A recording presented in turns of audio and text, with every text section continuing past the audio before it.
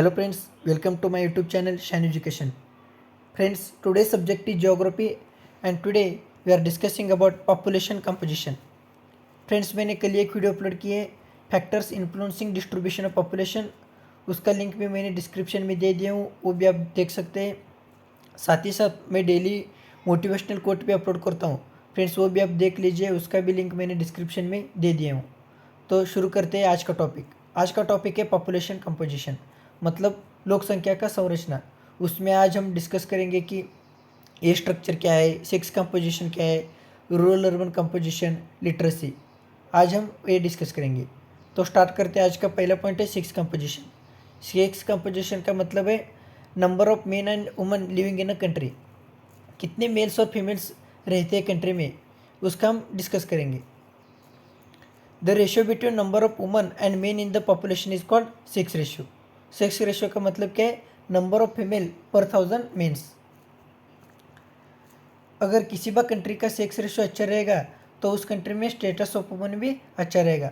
अगर sex ratio कम है, मतलब नंबर ऑफ फीमेल्स पर 1000 मेल्स अगर कम होगा तो उस कंट्री में स्टेटस ऑफ वुमन अच्छा नहीं रहेगा। फॉर एग्जांपल, उस कंट्री में अगर डोमेस्टिक वायलेंस होता रहेगा फीमेल के साथ, फीमेल फिटिसाइड, फीमेल इन्फेंटिसाइड, मतलब बाल हत्या कर होगा, तो उस कंट्री का सेक्स रेशियो कम रहेगा। On an average world population का जो सेक्स रेशियो है 990 फीमेल्स पर 1000 मेल्स। जो वर्ल्ड का सेक्स रेशियो है उसका क्या है, उसका सेक्स रेशियो है 990 फीमेल पर 1000 मेल्स। हाईएस्ट रेशियो किस कंट्री का है, लैटविया। उस कंट्री में 1187 फीमेल रहते हैं पर 1000 मेल्स। और सबसे कम लोएस्ट सेक्स रेशियो है यूएई। उस कंट्री में 468 फीमेल्स रहते हैं पर 1000 मेल्स। नॉर्मली जो एशिया के कंट्री है like China, India, Saudi Arabia, Pakistan, Afghanistan, इनका सेक्स रेशियो कम है as compare to European country like England, France, Belgium, Germany, including Russia. फिर मेल्स आर इन माइनॉरिटी। अगला पॉइंट है a structure. A structure represent the number of people of different age group, मतलब ये age group define करता है। For example 15 to 59 age group के लोगों को हम वर्किंग पॉपुलेशन कहते हैं और 59 के आगे लोगों को एजिंग पॉपुलेशन कहते हैं। अब देखते हैं A6 pyramid. The A6 structure of population refer to the number of females and male in different age group. इसमें आता है एक्सपांडिंग पॉपुलेशन। एक्सपांडिंग पॉपुलेशन का मतलब है कंट्री का बर्थ रेट बहुत ही हाई रहेगा। फॉर एग्जांपल ये देखिए Nigeria, Bangladesh, Mexico, in country का बर्थ रेट हायर है। ये देखिए पिरामिड, उसका जो बेस है वो वाइडर है, मतलब बर्थ रेट हाई है और उनका डेथ रेट कम है। ये नॉर्मली किस कंट्री का होता है, जो कंट्री डेवलपिंग होता है, लेस डेवलप्ड होता है, उस कंट्री का पॉपुलेशन एक्सपेंडिंग होता है। Next point is constant population. Constant population का शेप कैसा है, बेल शेप्ड है और उसका जो बर्थ रेट है और डेथ रेट है दोनों सेम ही है। For example Australia.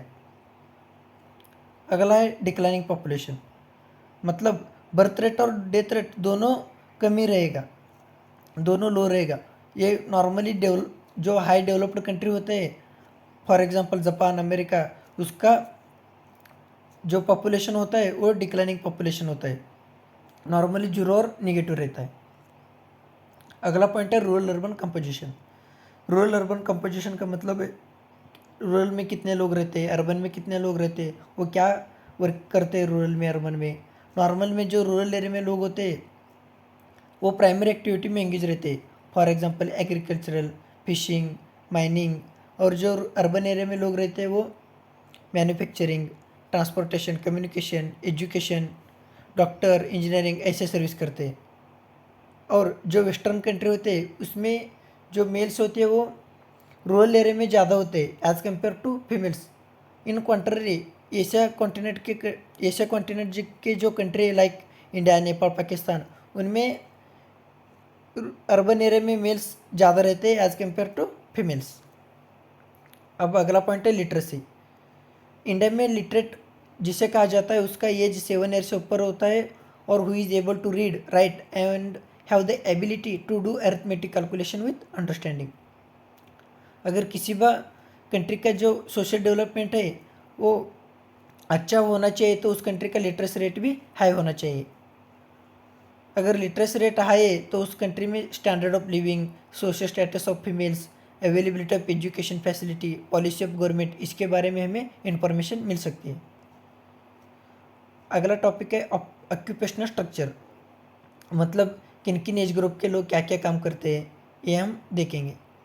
मैंने अभी आपको बताया कि 15 टू 59 एज ग्रुप लोगों को वर्किंग पॉपुलेशन कहते हैं, और जो एग्रीकल्चरल, फॉरेस्ट्री, फिशिंग, माइनिंग आता है उसे प्राइमरी एक्टिविटी कहते हैं।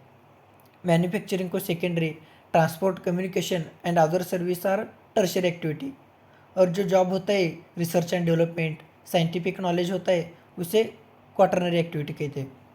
अगर ज़्यादा से ज़्यादा वर्किंग पॉपुलेशन एंगेज रहेगी तो इन 4 सेक्टर में तो उस थैंक यू फ्रेंड्स। तो बता दीजिए कैसा लगा है मेरा वीडियो, लाइक कीजिए, शेयर कीजिए, कमेंट कीजिए और सब्सक्राइब कीजिए शाइन एजुकेशन को, और इस बेल आइकन को प्रेस कीजिए। जब मैं नए वीडियो डालूंगा आपको नोटिफिकेशन मिल जाएगा। Thank you friends.